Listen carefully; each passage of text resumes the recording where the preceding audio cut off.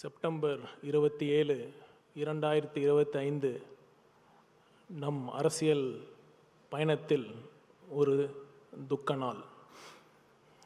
41 உயிர்களை, நம் சொந்தங்களை, நம் உறவுகளை நாம் இழந்திருக்கிறோம்.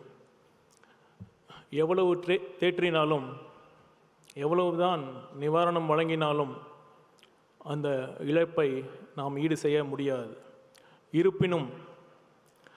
இருப்பினும் உங்கள் குடும்பத்தில் ஒருவனாக இருந்து உங்கள் தேவைகளை அனைத்தும் நான் பூர்த்தி செய்வேன் என்று தலைவர் அவர்கள் சொன்ன அந்த வார்த்தைகள் அந்த குடும்பங்களுக்கு பெரும் ஆறுதலாகவும் பெரும் நம்பிக்கை தருவதாகவும் இருந்தது என்று சொன்னால் அது மிகையாகாது.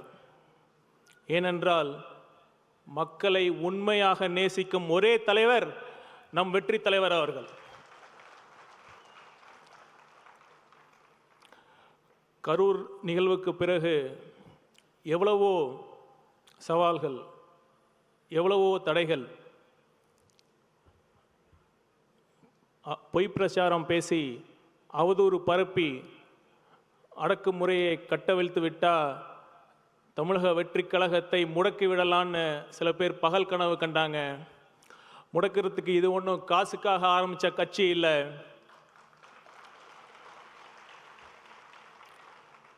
தேர்தல் வெற்றியை தாண்டி ஒரு அடிப்படை அரசியல் சமூக மாற்றத்திற்காக மதச்சார்பற்ற சமூக நீதி என்ற உன்னத கொள்கையோடு ஆரம்பிக்கப்பட்ட ஒரு உன்னத இயக்கம்தான் தமிழக வெற்றி கழகம்.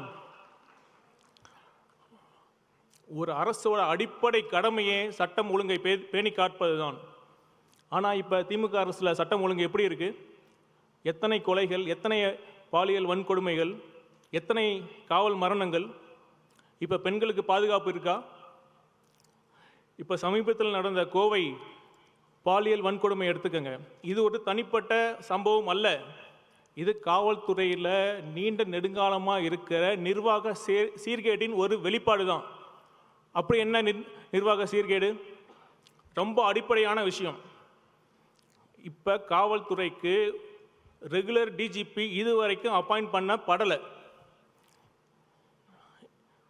இது கூட பண்ணாமல் தமிழக முதல்வர், அதாவது காவல்துறையை கையில் வைத்திருக்கும் முதல்வர் அவர்களுக்கு வேறு என்ன பெரிய வேலை என்று கற்பனை கூட செய்து பார்க்க முடியவில்லை.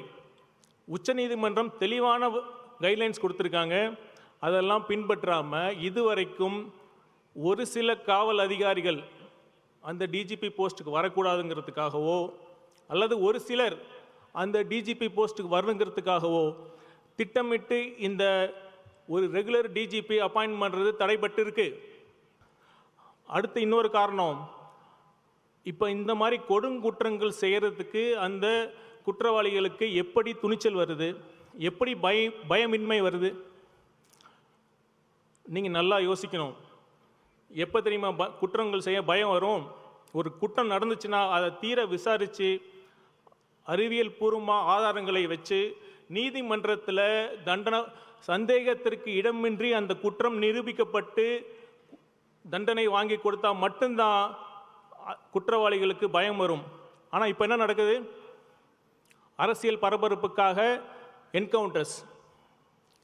முதல்வர் அவர்களே, என்கவுண்டர்ஸ்கள் நீதி கிடையாது.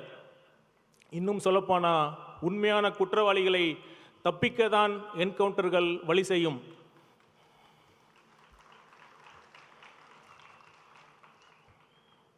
முதல்வர் அவர்கள் இதெல்லாம் பண்ண நேரம் இல்லாமல் அவருக்கு எதுக்கு தெரியுமா நேரம் இருக்குது? சினிமா பார்த்துட்டு விமர்சனம் சொல்கிறதுக்கு தான் நேரம் இருக்குது. கவலைப்படாதீங்க, 2026 நீங்கள் வீட்டில் உட்காந்து எவ்வளோ படம் வேணாலும் நீங்கள் பார்க்கலாம். சரி, சட்டம் ஒழுங்கு தான் சந்தி சிரிக்குதுன்னா எங்கள் ஆட்சி நிர்வாகம் எப்படி இருக்குது? நான் சத்தியமாக சொல்கிறேன், மிகைப்படுத்தி சொல்லலை.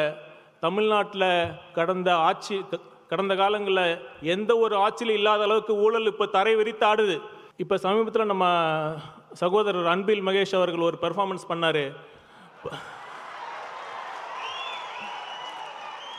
படித்து சொன்னடா கண்டிஷன்ஸை ஃபாலோ பண்ணீங்களான்னு. அது மாதிரி இப்போ நம்ம நேருவானன்ட்ட சொல்லலாம், அண்ணே படித்து படித்து சொன்னமே ரூல்ஸை ஃபாலோ பண்ணுங்கன்னு. இப்போ பாருங்கள், தேவையில்லாமல் இடி உள்ளே வந்துருச்சு.